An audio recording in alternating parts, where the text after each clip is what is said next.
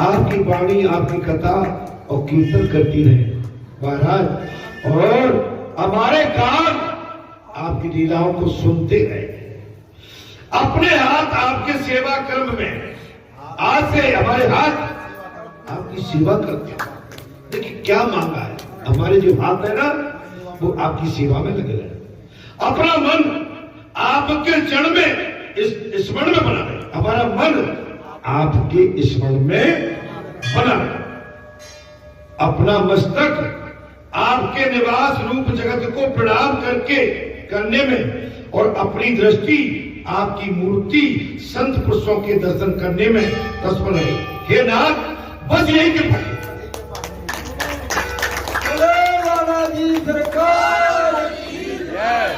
भगवान से दया मांग। ये सेवा हाथ काय के लिए, बुरे काम के लिए नहीं। इनसे न पाप हो, न जुआ का, न शराब का गिलास, न किसी धन की बेईमानी इन हाथों से, न पर नारी को कोई स्पर्श करे। ये हाथ, ये हाथ हमेशा धर्म की सेवा और धर्म कार्य के लिए उठे। कि दृष्टि हमारी उठे तो धर्म नीति के लिए और संत दर्शन के लिए और भगवान दर्शन के लिए दृष्टि उठे। महाराज, ये प्रार्थना हम सबको भी करना चाहिए। ये प्रार्थना भगवान से हमें सबको, हमारी वाणी श्री कृष्ण का कीर्तन करती रहे,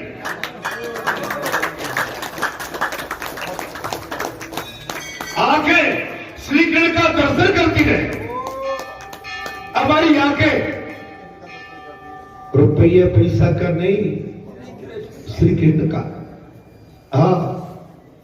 और मन श्री कृष्ण का ध्यान करता है। मन हमारा भगवान में लगा है। हमें अपने प्रत्येक इंद्रियों को भक्ति रस का दान करना चाहिए। प्रत्येक इंद्री को भक्ति के रस में डूब के रख, संसार के रस में नहीं। ये संसार के रस में जाएंगी तो भटक जाए, और इंद्रियां इतनी गड़बड़ होती है महाराज, जिसका भी स्वाद इस इंद्री को एक बार मिल गया, ये बार बार उसी की तरफ आसक्ति होगी। इसलिए बचो संसार की आसक्ति से, इंद्रियों को हटा के भगवान के चरणों में लगा दो। नल कुबेर और मणिग्रीव ने अपने हर एक इंद्री के लिए भक्ति रस की मांग कर डाली। भक्ति रस, केवल भक्ति रस। गोलोकवासी हो गए। गोलोक धाम में श्री कृष्ण की लीला नृत्य रहती है।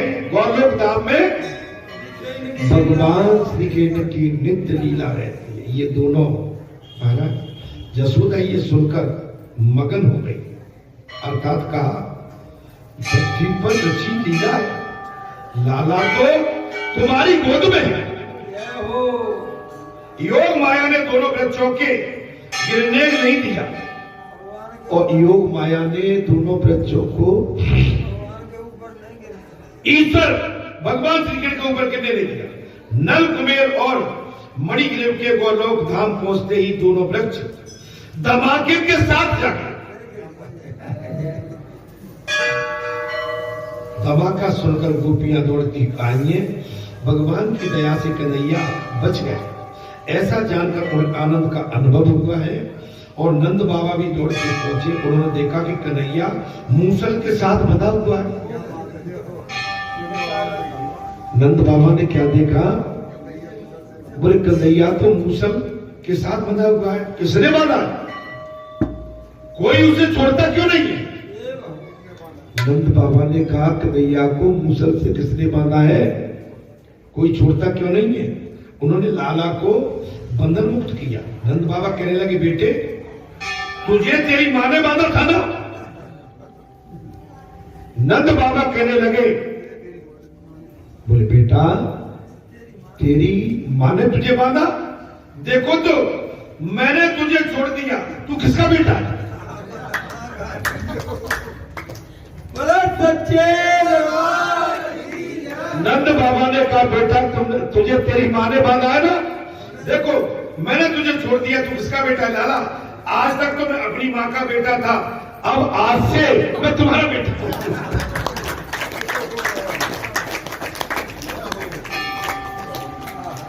लाला ने कहा, बोले बाबा अभी तक तो मैं अपनी माँ का बेटा था, आज से मैं तुम्हारा बेटा हूं। नंद बाबा की इच्छा थी कि कन्हैया एक बार तो कह दे कि मैं उनका तुम्हारा बेटा हूं। नंद बाबा के मन में ये बात बनी रहती थी, एक बार तो कह दे कन्हैया कि मैं आपका बेटा हूं। आज उनकी इच्छा पूरी हो गई। नंद बाबा यशोदा को डांटने लगे। नंद बाबा यशोदा को डांटने लगे, लाला को तूने बाधाई क्यों? तुझे दया नहीं आई? यशोदा ने सोचा कि आज सभी उस पर गुस्सा कर रहे। मैया यशोदा सोचने लगी, आज सभी मुझ पर गुस्सा करते रहेंगे क्या? मेरी वैसे तो कोई इच्छा बांधने की थी नहीं, किंतु इससे चोरी करने की आदत हो गई थी। इसकी बुरी आदत छुड़ाने के लिए ही आज ही तो मेरे से बांधा, बुरी आदत छुड़ाने के लिए। हमारी भी इस संसार में बुरी आदत है, उनको छुड़ाने के लिए ये सत्संग रूपी मार्ग आपको मिला है। बुरी आदत को छोड़िए। सत्संग इसी के लिए होता है।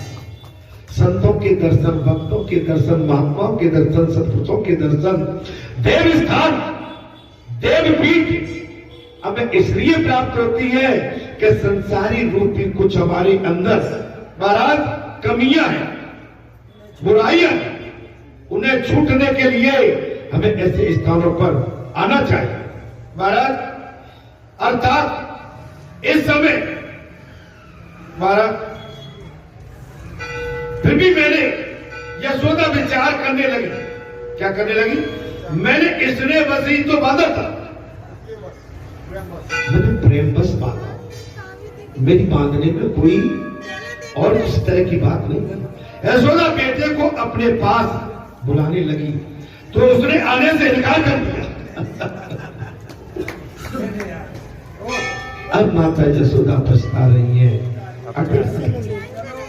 अब माता यशोदा पछता रही और बेटे को कन्हैया को बुलाया तो पास आने से इनकार कर। मैं तेरा नहीं, नंद बाबा का बेटा हूं। मैया मैं तेरा नहीं, मैं नंद बाबा का बेटा हूं। यशोदा विचार करने लगी। गोपियां और बालकों ने रो रो कर मना किया था, फिर भी मैंने निष्ठुर होकर पुत्र को बांध दिया। कन्हैया रूठ गया। अब भगवान रूठ गए, वो रोने लगी। वो रोने लगी कि बेटा कब मेरी गोद में आएगा। लाला ने देखा कि माता रो रही। माता यशोदा सोच रही है लाला मेरी गोद में कब आएगा। वो रोने लगी, बेटा मेरी गोद में कब आएगा। लाला ने देखा कि माता रो रही है। वैष्णव का रोना भगवान से देखा नहीं जा सकता। सच्चे भगत का रोना भगवान से देखा नहीं जा सकता। श्री कृष्ण का प्रेम और कोई नहीं कर सकता है। भगवान श्री कृष्ण, राम नाम लड्डू गोपाल नाम की और खैर नाम मिश्री, बड़ी मीठी है मिश्री। महाराज वैष्णव का रोना, भक्त का रोना भगवान देख नहीं सकते। श्री कृष्ण का प्रेम और कोई नहीं कर सकता। श्री कृष्ण के लिए तो जो एकांत रुदन करता है उसे वे आके मिलते हैं। माता का रोना लाला ने देखा नहीं गया। वो दौड़ता हुआ माता की गोद में आया और पीतांबरा से माता के आंसू। मैया का रोना भगवान किसी से देखा नहीं गया और दौड़ते हुए चले आए और आके गोद में बैठ गए। अपनी माता के आंसू अपने पीतांबर से पहुंचने लगा। मेरा बेटा कितना सयाना है। माँ ने कहा मेरा बेटा कितना सियाना है। मैंने तुझे बांध कर बेटा अच्छा तो नहीं किया। मैया यशोदा कहने लगी बेटा मैंने तुझे बांध कर अच्छा नहीं किया, तू अपने मन में ये बात नहीं रखना, तू अपने मन में ये बाधा बूंदी की बात नहीं रखना। महाराज बेटे इस प्रसंग में तू इस प्रसंग को तू अपने मन से भुला दे, मेरी बात को तू अपने साथ में भुला दे। कन्हैया माता मैं सब कुछ भूल जाऊंगा। कहने लगे कन्हैया कहने लगे मैया मैं सब भूल जाऊंगा किंतु तेरा प्यार कभी नहीं भूलूंगा। मैं सब कुछ भूल जाऊंगा मैया, तेरा प्यार नहीं भूलूंगा। मैं कुछ ही समय में हरिद्वार नगरी का राजा बनूंगा, वहां भी तेरा ही ध्यान का बंधन याद रखूंगा। रुक्मिणी आज किसी के भी बंधन में मैं नहीं रहूंगा, मैं रुक्मिणी आज किसी के बंधन में नहीं रहूंगा, किंतु तेरे प्यार के बंधन को मैं कभी भूल दूंगा। मैं रुक्मिणी का भी बंधन नहीं, तेरे प्यार को नहीं भूल सकता। ये तो गोकुल में एक मुख्य लीला है, ये तो गोकुल की मात्र एक लीला है। आपके बालाजी धाम में आज 35 साल से बालाजी ने कई लीला की। ऐसे ही भगवान कन्हैया ने वृंदावन में जिस दिन से अवतार लिया था एक लीला ऐसी नहीं थी, माने अगणित लीला की है अवतार लेने के बाद से। महाराज ज्ञानी ईश्वर का साक्षात्कार तो कर सकता है, ज्ञानी ईश्वर का साक्षात्कार तो कर सकता है, किंतु उनको बांधने की शक्ति ज्ञान में नहीं है। ज्ञान और ज्ञानी ईश्वर को देख सकता है, दर्शन कर सकता है, लेकिन ज्ञान में बांधने की शक्ति भगवान को नहीं। भगवान को तो केवल भक्ति बांध सकती है, भगवान को केवल भक्ति बांध पाता। ज्ञानी ब्रह्म का चिंतन करता होगा ब्रह्म में हो पाता है, ज्ञानी ब्रह्म का चिंतन करते हुए ब्रह्ममय हो जाता है। भगवान सुखदेव कहते हैं राजन किंतु भगवान को बस में तो भक्ति कर पाते, भगवान को बस में भक्त भक्ति कर सकती है, तप और ज्ञान की अपेक्षा भक्ति श्रेष्ठ है। तप एवं ज्ञान की अपेक्षा आपकी ये सादी भक्ति,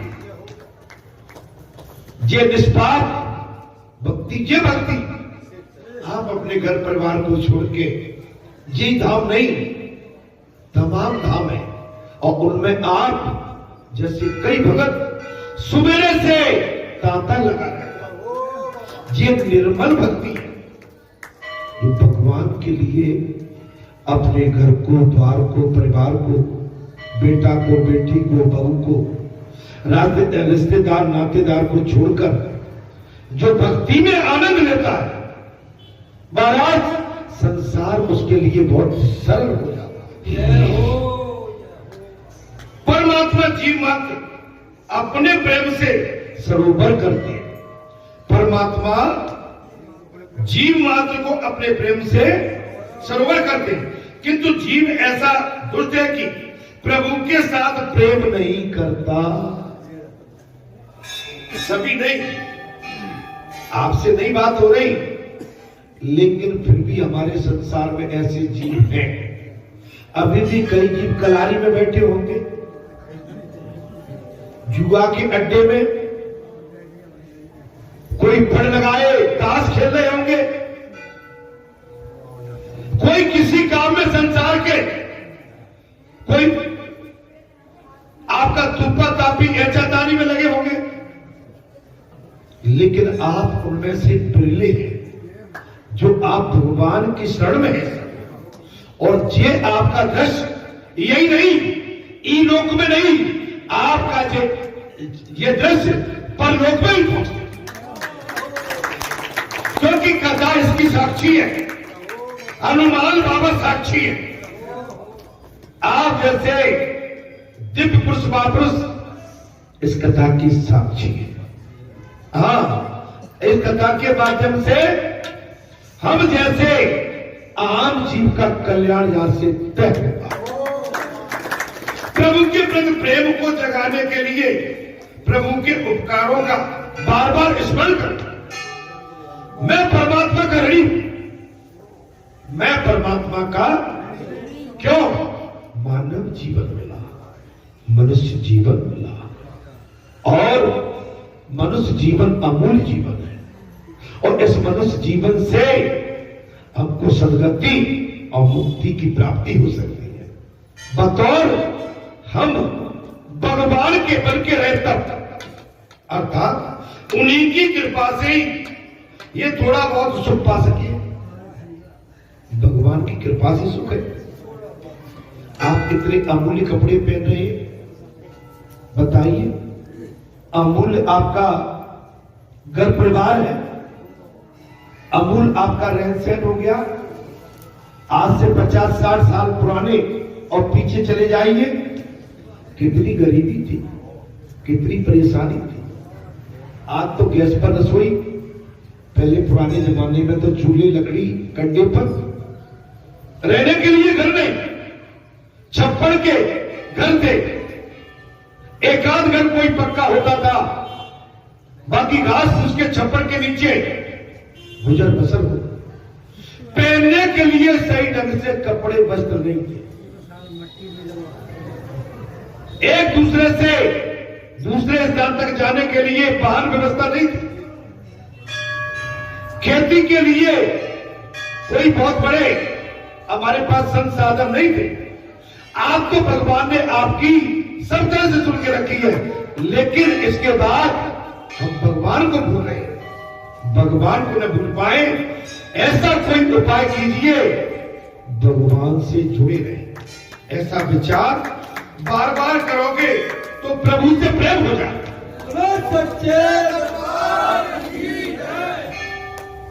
ऐसा विचार बार बार करोगे तब प्रभु से प्रेम। वो ध्यान करो, आप सभी गांव कोड़े के पुराने टाइम को याद करो। आपकी हमारी माताएं किस तरह से गरीब बिताई, किस तरह से रसोई, किस तरह से खेती बाड़ी, खलियान, किस तरह से कुआं बावड़ी, किस तरह से संसाधन नहीं थे। माने हमारी माता बहन बेटियों ने किस तरह की परेशानियां झेली है। और आप हमने भी झेली। पहनने के लिए ढंग से वस्त्र नहीं थे, व्यवस्थाएं सुविधा नहीं थी।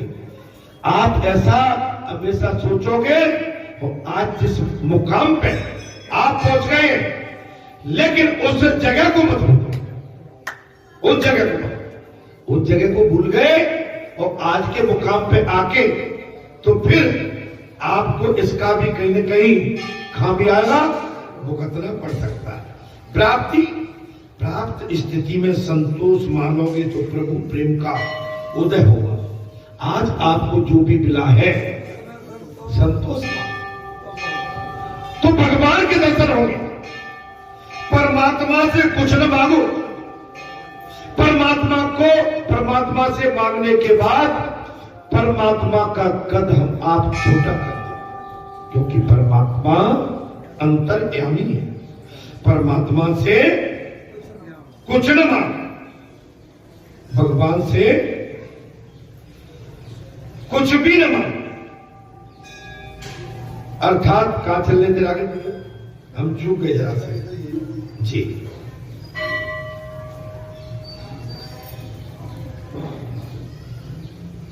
जी, परमात्मा से कुछ भी नहीं मांगा। परमात्मा भी किसी से प्रेम से सिवाय और कुछ भी नहीं मांगता। भगवान प्रेम के सिवाय और किसी से नहीं चाहिए। जीव मुझे प्रेम दे दो। भगवान क्या कहते हैं? बस हे जीव मुझे प्रेम दे दो। प्रभु से कुछ भी न मांगो, उनके उपकारों को हमेशा याद रखो। और जिन भगवान का उपकार तो सबसे बड़ा उपकार है लेकिन उपकार हमारे साथ कोई मानव भी करता है, कोई पुरुष भी करता है, कोई हमारा हितैषी भी करता है। आप उसके उपकार को कभी भूलना। मनुष्य का प्रेम धन संपत्ति, घर गृहस्थी, कुटुंब आदि में, देशक्ति में होता है। अतः परमात्मा प्रसन्न नहीं होती। मनुष्य का कहाँ है प्रेम? धन संपत्ति में, गृहस्थी में, कुटुंब आदि परिवार में। इससे भगवान प्रसन्न नहीं होते। लोग भगवान को प्रणाम करते समय भगवान का नहीं, अपने वस्त्रों का विशेष ध्यान रखें।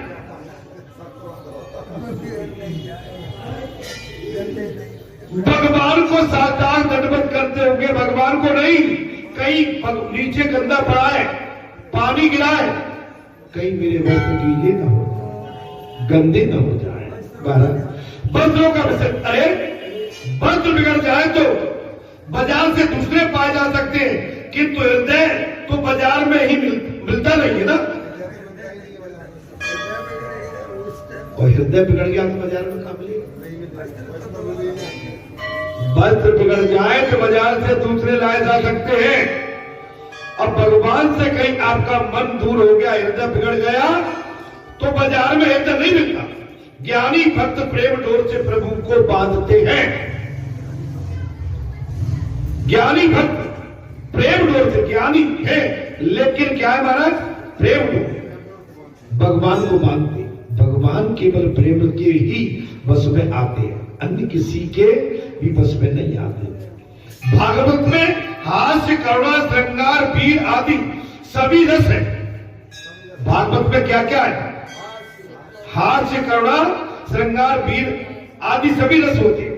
इतना ही नहीं, 10वां रस भी लबालब भरा हुआ भक्ति रस है। भक्ति रस अन्य सभी रसों में उत्तम है। भक्ति रस सभी रसों में, रामचरितमानस में रामचंद्र जी कहते हैं, मात्र भक्ति ही मुझे आदि कर पाती। रामचरितमानस में भगवान श्री राम कहते हैं, मात्र भक्ति ही मुझे पिघला पाती है। भक्ति को अन्य किसी भी आलम्बन की आवश्यकता नहीं है। भक्ति को किसी भी अन्य आलम्बन की आवश्यकता नहीं है, वो तो स्वतंत्र है। भक्ति कैसी है? स्वतंत्र। ज्ञान विज्ञान आज सभी कुछ इस भक्ति के अधीन है। ज्ञान विज्ञान सभी कुछ इस भक्ति के अधीन है। बारह जाते वेग दृढ़ो आभाई, सो मम भगति भगत सुखदाई। सो स्वतंत्र अविलंबन आवा और तेई अधीन ज्ञान विज्ञान। अर्थात ऐसी ही भक्ति की महिमा है। ज्ञानी माया के आवरण से ब्रह्म का दर्शन कर पाता जीवन। अर्थात इसमें बात आ गई महाराज, दोनों वृक्षों का तो उद्धार हुआ, किंतु उस मूसल का भी उद्धार हो गया।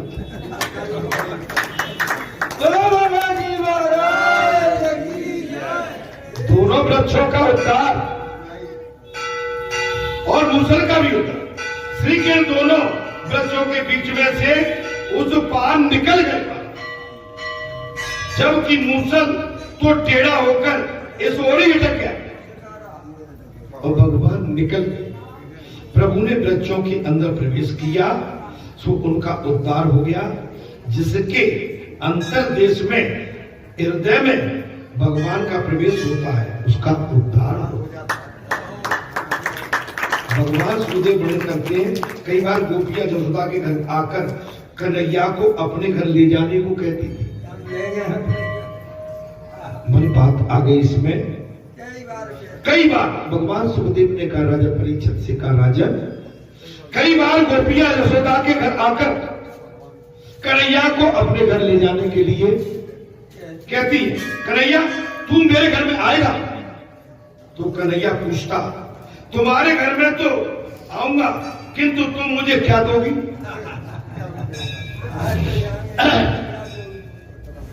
मैं तुम्हारे घर में आऊंगा, लेकिन घर में आने के बदले तुम मुझे क्या दोगी? गोपियां पूछती है क्या चाहिए तुझे?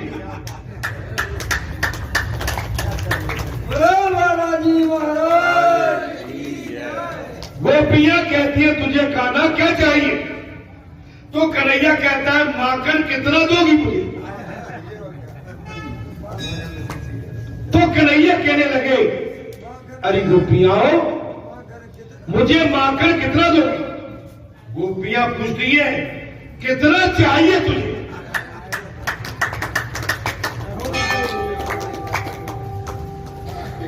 गोपियां कहती है ना कान्हा तुझे कितना माखन चाहिए? तो कान्हा कहता है अपनी दोनों बाहें फैलाकर कहता है इतना